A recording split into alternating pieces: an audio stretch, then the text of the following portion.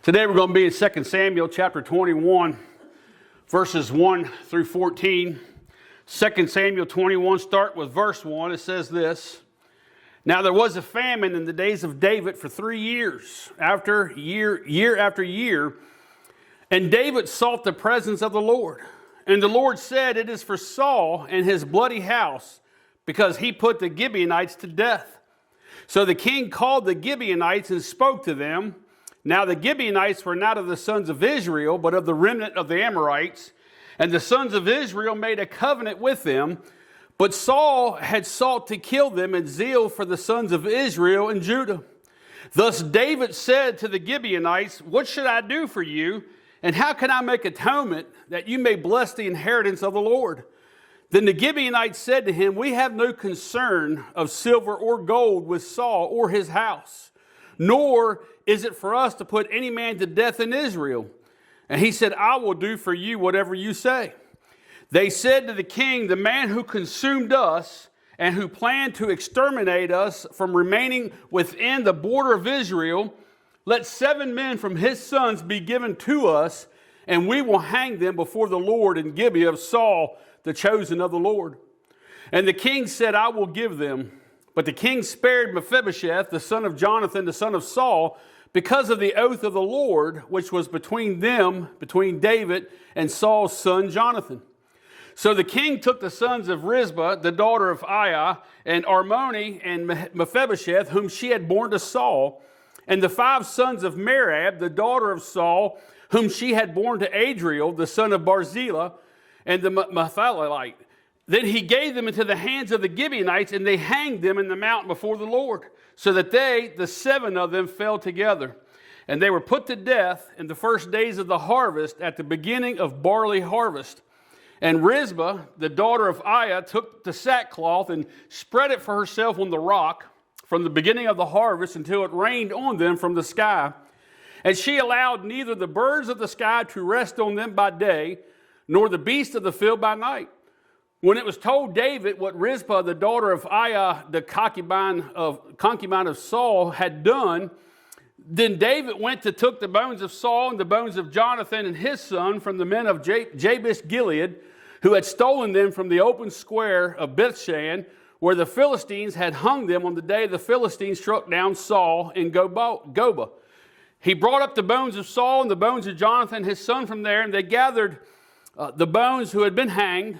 They buried the bones of Saul and Jonathan, his son, in the country of Benjamin and Zelah, and the grave of Kish, his father. Thus they did all that the king commanded, and after that God was moved by prayer of the land.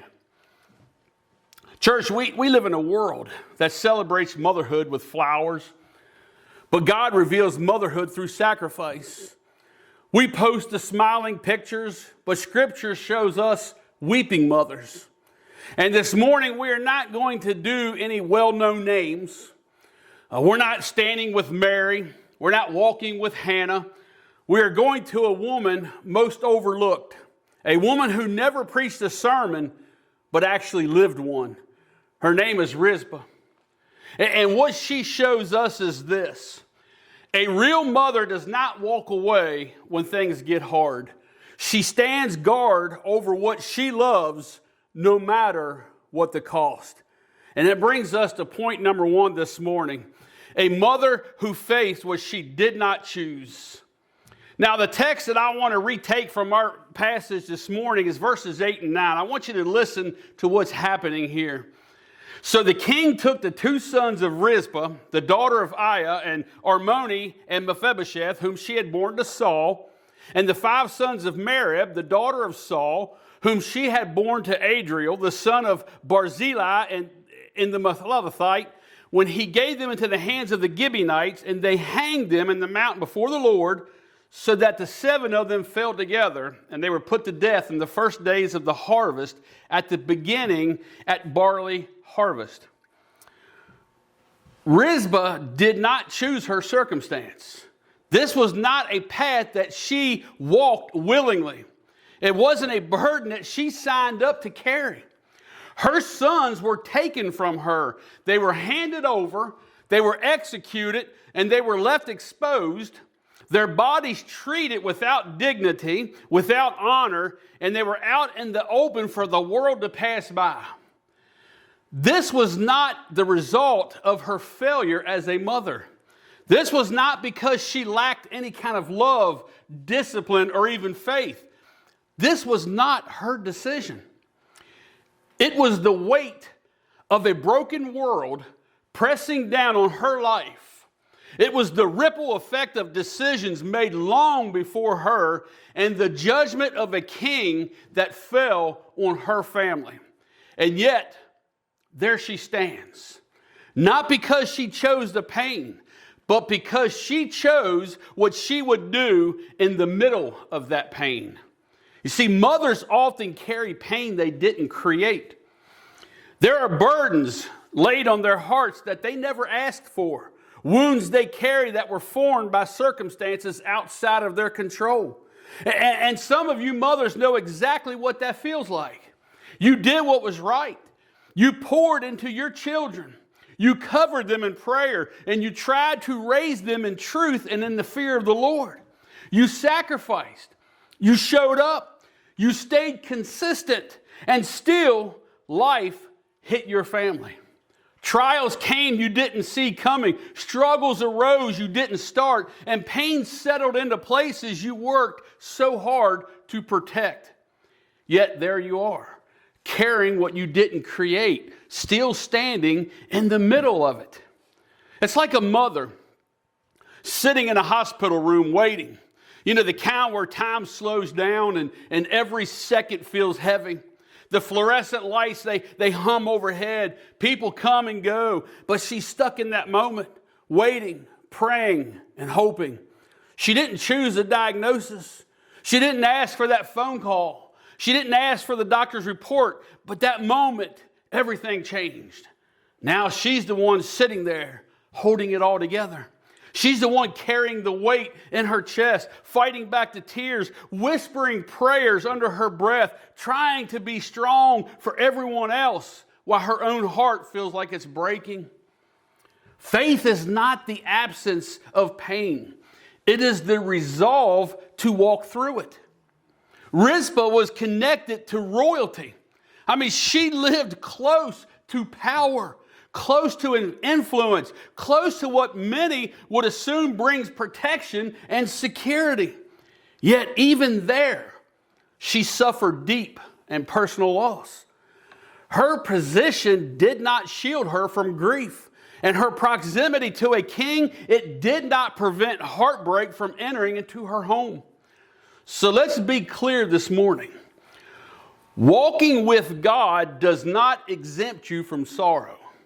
It does not mean that you will never face loss, never feel pain, never walk through seasons that just don't make sense. The rain still falls. The storms will still come, and sometimes they will come hard. But while faith may not change the presence of the storm, it changes the posture of the one standing in it. It determines how you respond when everything else around you is shaking. It anchors you when emotions rise. It steadies you when answers are absent. And it gives you the strength to stand when everything in you feels like falling apart. That brings us to point number 2. A mother who refused to walk away. The text I want to focus on for this is verse 10. And Rizpah, the daughter of Aiah, took sackcloth. She spread it out for herself on the rock from the beginning of harvest until it rained on them from the sky. And she allowed neither the birds of the sky to rest on them by day, nor the beasts of the field by night. The Bible says she took sackcloth. She spread it out on a rock from the beginning of harvest until the rain fell. Church, that is not days. That is months. Months. I want you to think about that. She stayed there for months. She stayed when others had already left. The bodies were exposed. The scene was unbearable. And by every human standard, the situation was hopeless. There was nothing left to fix, nothing left to recover. There was nothing left to change. Most would have walked away, telling themselves there's no reason to remain here. But Rizpah, she made a decision deep in her soul. She says, I'm not leaving them. She positioned herself there on that rock in the middle of grief, refusing to abandon what she loved in her heart. And day after day, night after night, the battle continued. Birds came by day, circling, waiting to descend upon them, and she drove them away. Beasts came by night, creeping out in the darkness, and she fought them off. Exhaustion had to set in. Weariness had to press on her body, but she did not move. She stayed when it made no sense. She stood when there was no visible outcome, and she fought when there was nothing left to gain, because love does not walk away when things get hard. It stands guard even when the situation feels beyond hope.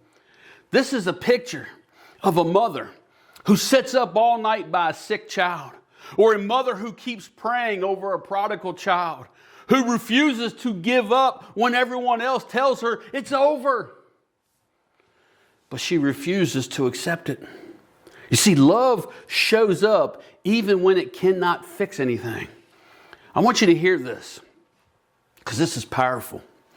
And we need to let this settle into our hearts this morning. Rizpah could not change the outcome.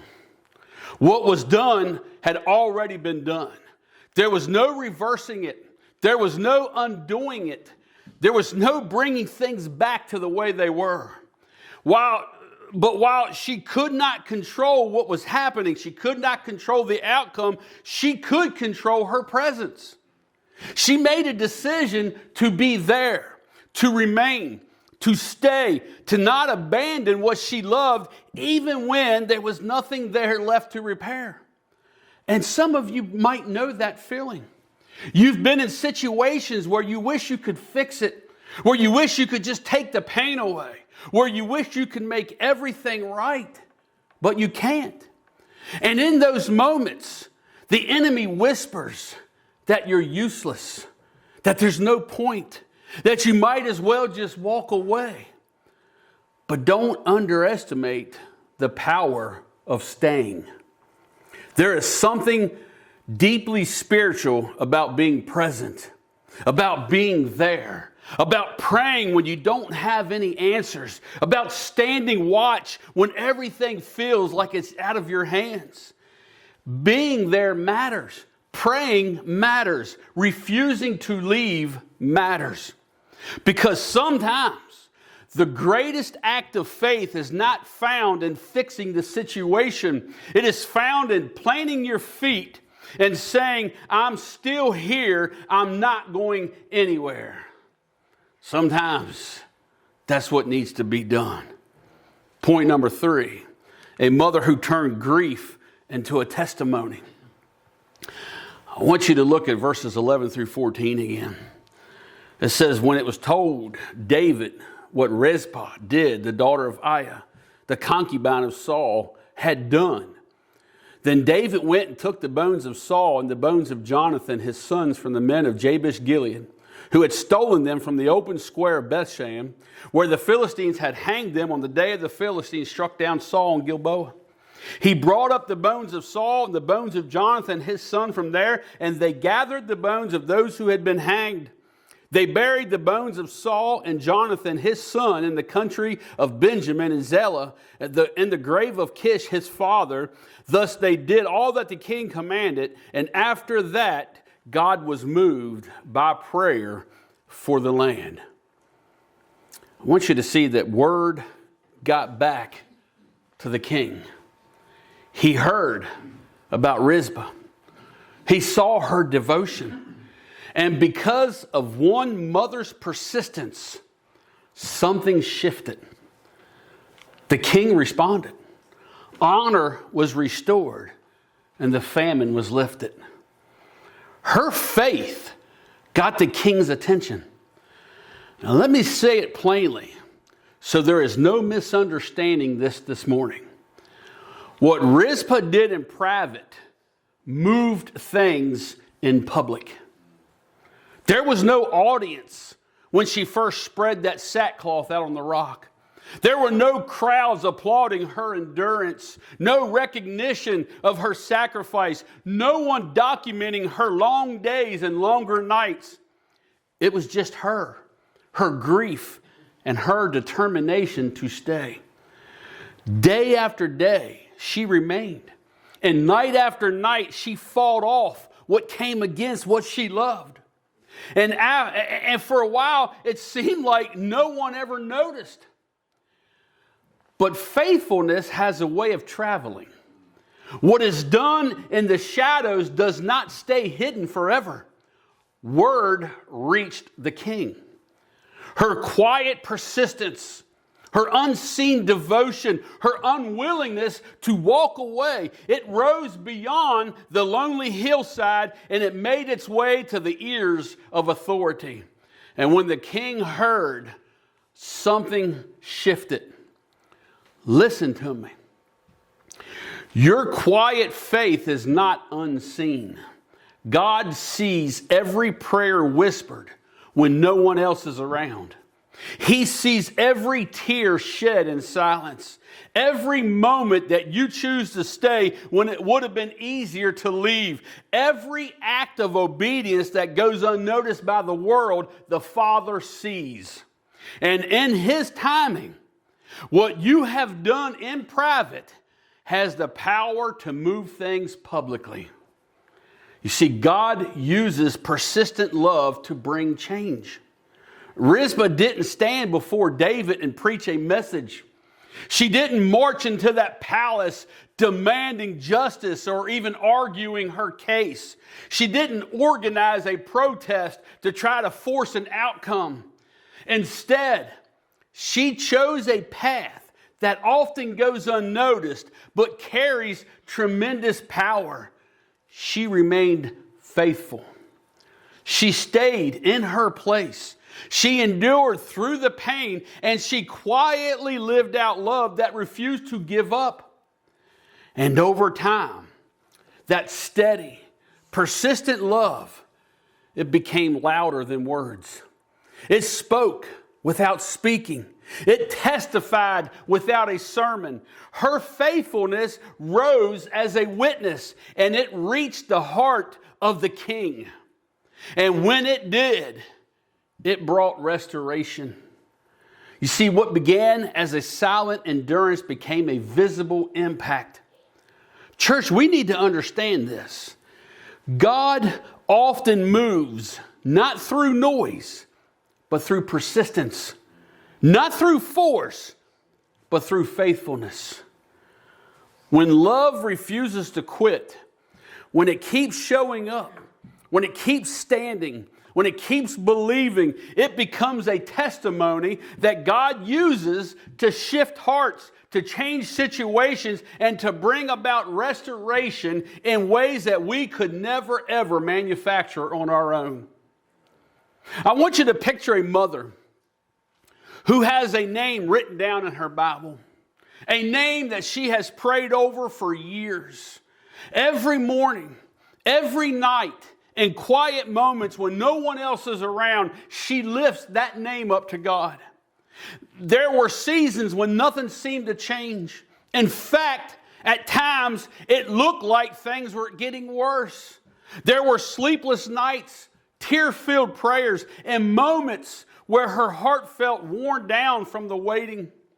People around her moved on, stopped asking, maybe even stopped believing, but she didn't.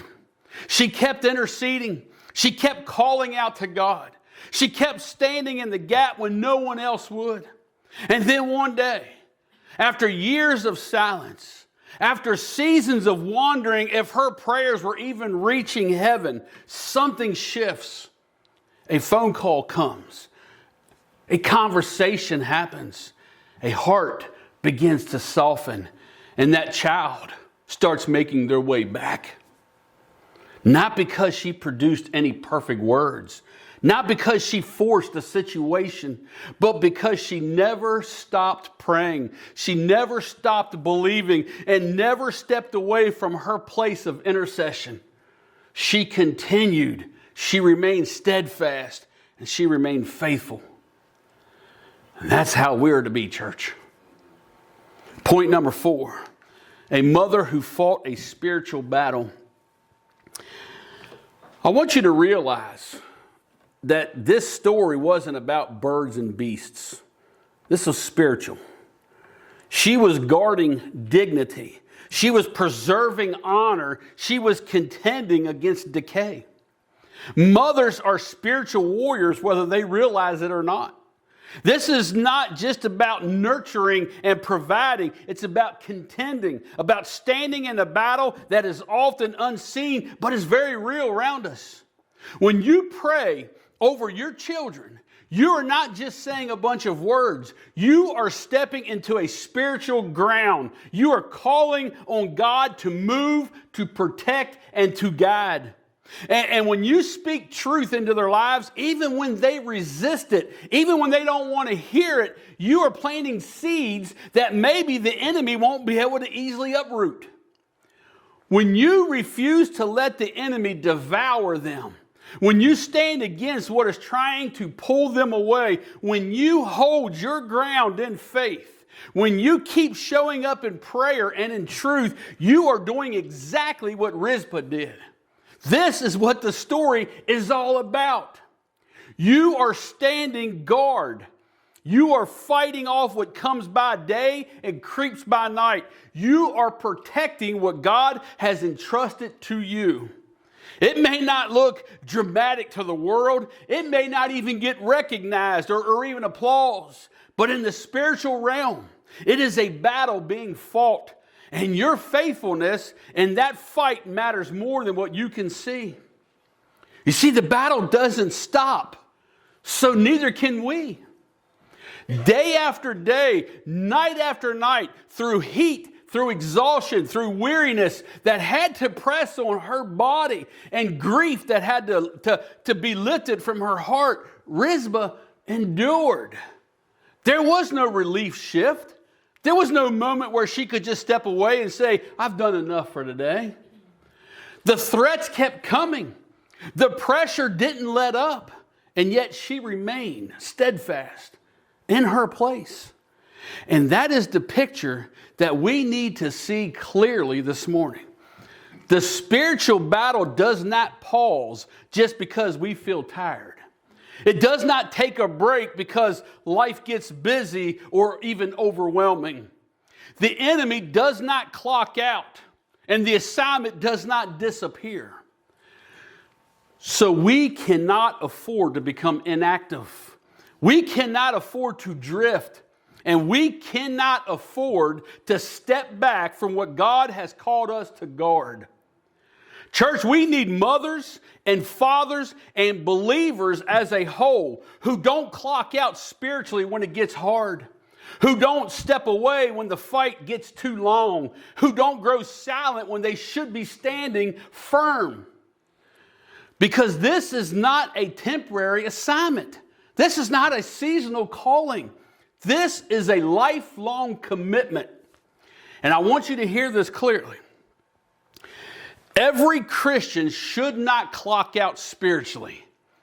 And this is a big one. There is no retirement for the faithful and obedient believer in God. This is a lifelong commitment. This is something that we signed up for, saying, it is no longer I who lives, but Christ who lives in me. I will do God's work. I will continue until the very breath of me is gone. That's what we're called to do. That's what we're called to be. And we can see that here in the life of Rizpah. She wasn't going to quit. She wasn't going to stop. And that brings us to point number 5. A mother who shows us the heart of God. Rizpah's story doesn't just stand alone. It echoes something far greater. Something that should stop all of us in our tracks. Because centuries later, another scene unfolds. Not on a hillside with exposed bodies, but on a hill called Calvary. And there stands a mother, not at a distance, not hidden away, but close enough to see it, close enough to hear it, and close enough to feel every moment of it. She is watching her son suffer, watching him bleed, watching him die. That mother is Mary, standing at the very cross of her son, Jesus Christ. And let this convict us. She did not turn away. She did not walk off when it became unbearable. She stayed at the place of suffering, at the place where love costs everything. And if she could stand there, if she could remain when the price was that high, then what excuse do we have for stepping away when our faith gets uncomfortable, when the cost feels too great, or when the road gets too hard? You see, we see a mother who stayed at the place of suffering, not at a distance, not in safety, not where it was easier on the heart, but right there where the pain was the most intense. Just like Rizpah stayed with her sons, refusing to leave them exposed, refusing to abandon them in their most vulnerable state, Mary stayed there with her son. She stood at the cross of Jesus Christ, not turning away when the nails were driven in, not stepping back when the suffering intensified as he screamed out in pain, not leaving when everything in her humanity had to be screaming to her, run. She stayed when it hurt. She stayed when it cost. She stayed when there was nothing left to fix and no way to change the outcome. And that kind of staying confronts us. It challenges our tendency to withdraw when faith becomes uncomfortable, when obedience becomes painful, when following God leads us into places that we never expect it to be. Because real love, God-shaped love, does not abandon the place of suffering. It remains, it endures, and it stands firm even when the weight of it feels overwhelming, when it feels like it's crushing us to death. We need to watch Rizpah and Mary.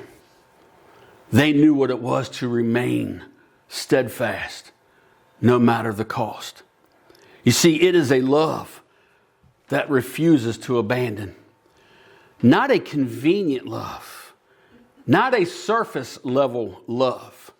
Not a love that remains only when things are easy, but a love that stays when it costs, when it hurts, when everything in the flesh would rather just walk away. This is the heartbeat of God, and we need to feel the weight of it. He does not walk away. He does not leave when things get messy, when people fail, when suffering enters the picture. He doesn't distance himself when the cost gets high.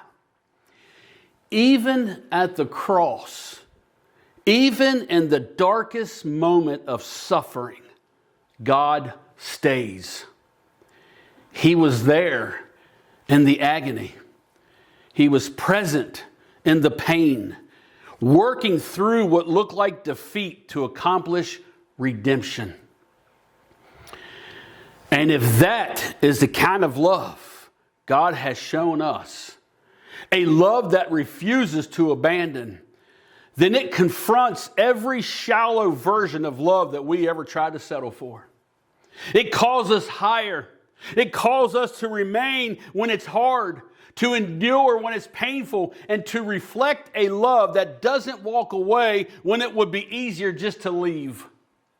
Friends, this is what God's love is all about. It stands with us no matter what. I've said this here before, and I'll say it again. We don't send, God doesn't send anyone to hell. We send ourselves to hell. But I will tell you this, God will love you all the way there. He doesn't stop. This image of Rizpah standing when she should have ran, watching her dead sons hanging. That's what God does for us. When we were dead in our sins, He sent Jesus Christ to die for us. He knows the pain. He knows the suffering. He knows the cost of love. And we should be thankful that He did that through His Son to rescue us. Church, I want you to hear me. We don't need perfect mothers. We need present mothers. We don't need mothers who always have the answers. We need mothers who refuse to walk away. Rizpah didn't change the past, but she shaped the future through her faithfulness. And to every mother in this room, stay on the rock. Stay in prayer. Stay in faith. Stay when it's hard. Stay when it's long. Stay when no one else cares. Because what you do in the quiet, God will always use in the public. Maybe you feel tired. Maybe you feel like giving up. Maybe you've been standing guard a long time. But I want you to hear this. God sees you. God honors you. And God is working even now. It may not feel like it, but He's there. And He's working. If you need strength to keep standing, if you need faith to keep believing, if you need grace to keep going, come. Come to Jesus. He is the one who said, I will give you rest. He is the only one who can give our souls rest.